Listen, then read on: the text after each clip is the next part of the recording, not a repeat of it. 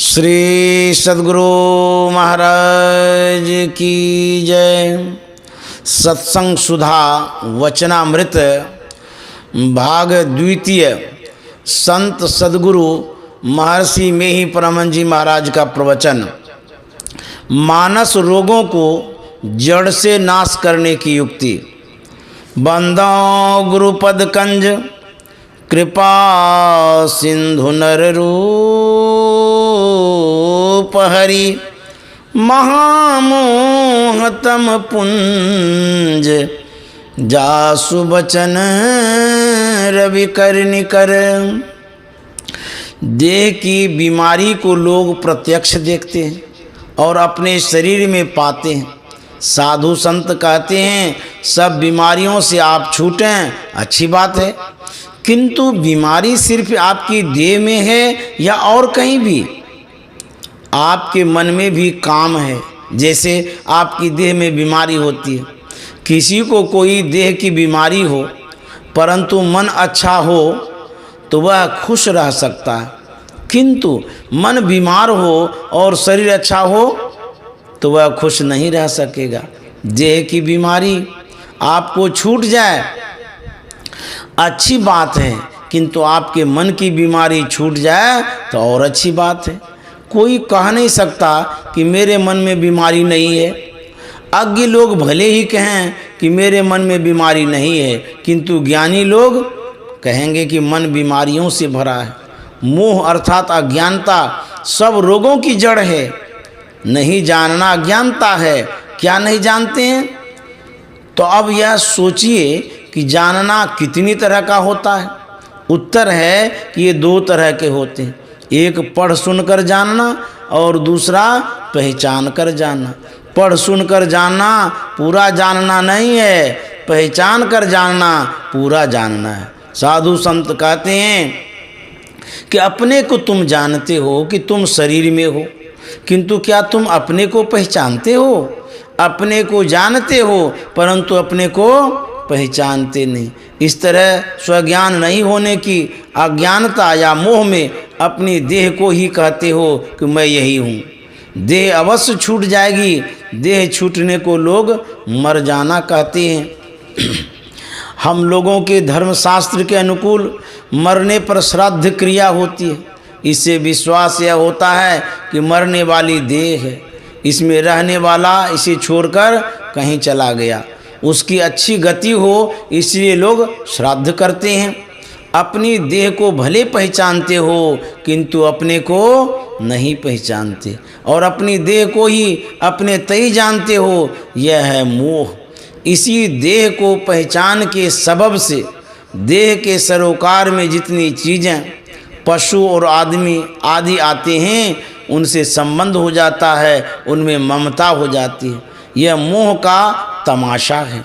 इसी मोह ममता के कारण अहंकार, क्रोध, लोभ, काम, द्वेष, ईर्ष्या आदि मन के सब रोग उत्पन्न होते हैं। और इन मानस रोगों में पड़कर पाप और कसूर दोनों करते हैं। पाप उसको कहते हैं जिसकी सज़ा परमात्मा देते हैं, और कसूर उसको कहते हैं जिसकी सज़ा राष्ट्रीय सरकार देती है। बहुत से कसूर और पाप इन विकारों में फंसकर होते हैं। एक मोह से ही बड़े बड़े पाप हो जाते हैं। अज्ञानता, अविद्या मन के सब रोग हैं। इन्हीं रोगों में रहकर मन रोगी रहता है। किसी देश के चिकित्सालय में इसका इलाज नहीं है। इसका इलाज सत्संग में होता है। इसकी औषधि वचन है जिसमें ज्ञान है। अज्ञान को ज्ञान से साफ किया जाता है। कोई औषधि ऐसी है जिससे रोग की दवा दिया जाता है, किंतु वह मूल से नष्ट नहीं होता।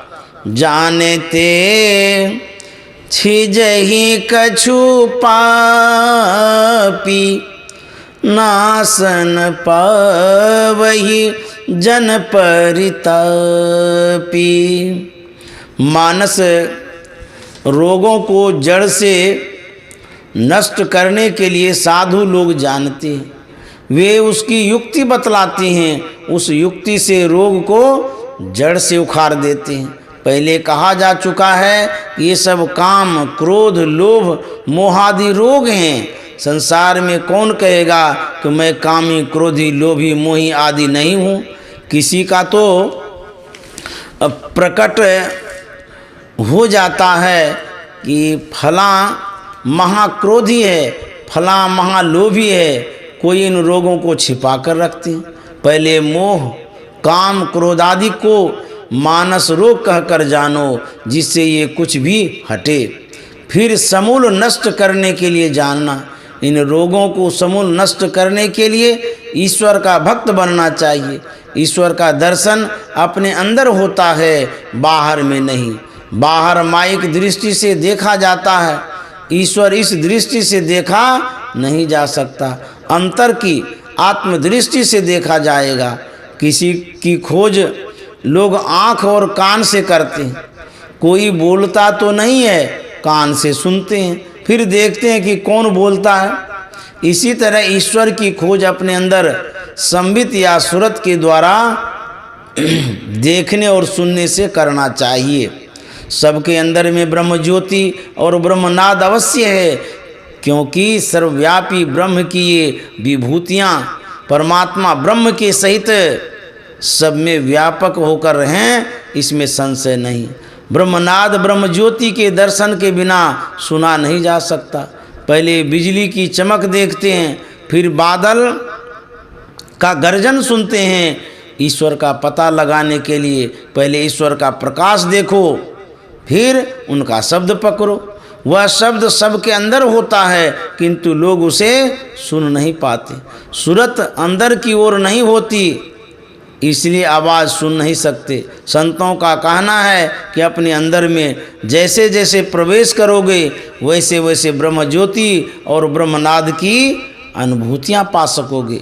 दिव्य दृष्टि अंतर में देखते देखते खुलती है।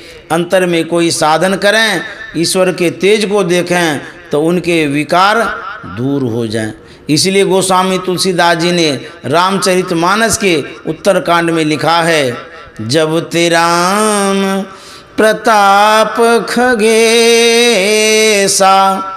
उदित भयो अति प्रबल दिनेसा, पूरी प्रकाश रहे उति हुलोका, बहुत न सुख बहुत न मन शोका, जिन्हि शोकते कहूँ बखानी, प्रथम अविद्या निशा नशानी, अगुलूक जह तहाँ लुकाने, काम क्रोध कैरब सकुचाने, विविध कर्म गुण काल सुभाओ, ये चकोर सुख लहइन काओ, मत्सर मान मोह मद चोरा,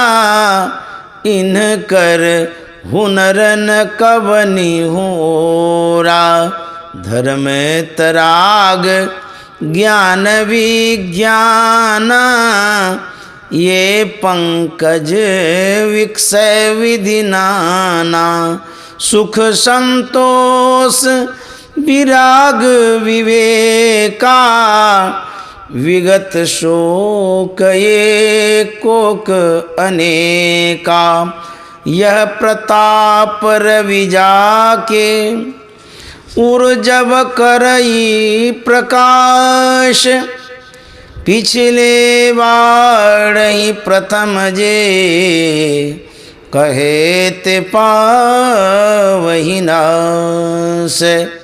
जिसकी दिव्य दृष्टि खुलती है वह परमात्मा राम ब्रह्म का परम प्रताप विभूति रूप प्रबल दिनेश का दर्शन पाता है, और वह तीनों लोकों को भी अंदर में देखता है, और उसके सब मानस रोग समूल नष्ट हो जाते हैं। केवल सुनकर पढ़कर अज्ञानता दूर नहीं होती, अंदर में ध्यान करने से राम का प्रबल प्रकाश पाता है।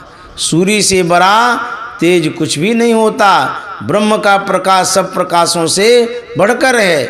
पहले प्रकाश का कुछ तेज, फिर उससे विशेष तेज, फिर और उससे भी विशेष तेज देखने में आता है। जिससे विशेष तेज नहीं हो सकता, उसको देखने वाले की अज्ञानता दूर हो जाती है, पाप कर्म सब भाग जाते हैं। वह पाप कर्म की ओर नहीं जाता, काम, क्रोध, लोभ, मोह, तृष्णा, पाखंड आदि भाग जाते हैं उस सूर्य के दर्शन से। कथित सूर्य दर्शन से विहीन कितना ही ज्ञान ध्यान की बातें कहे, किंतु उसके अंदर से विकार दूर नहीं होता। अपने अंदर में साधन करे, ब्रह्म प्रकाश को देखे तो सब विकार दूर हो जाए। भजन और सत्संग करो, यही इसकी चिकित्सा है। बाहर की दवाई से मानस रोग नहीं छूटते, केवल बाहरी सत्संग से मानस रोग कम हो सकता है, किंतु बिल्कुल नष्ट नहीं होता। इसको नष्ट करने के लिए जो ब्रह्म तेज का दर्शन करे तो यह नष्ट होगा। अपने को अंदर में ले चलो, इसके लिए गुरु करो और युक्ति जानकर अभ्यास करो तो मानस रोग से मुक्त होकर शांति में सुख मिल जाएगा। श्री सद्गुरु महाराज की जय। आपने परमाराध्य सद्गुरु महर्षि में ही परमहंस जी महाराज के वचनों को सुना, प्रवचनों को सुना। आप इसी तरह से विद्यानंद बाबा बेस्ट चैनल से जुड़े रहिए। आप तक यह प्रवचन जो अमृत वचन है पहुंचाने का प्रयास जारी रत रहेगा और आप सुनेंगे और लाइक भी करेंगे। आपको बहुत बहुत धन्यवाद। श्री सद्गुरु महाराज की जय।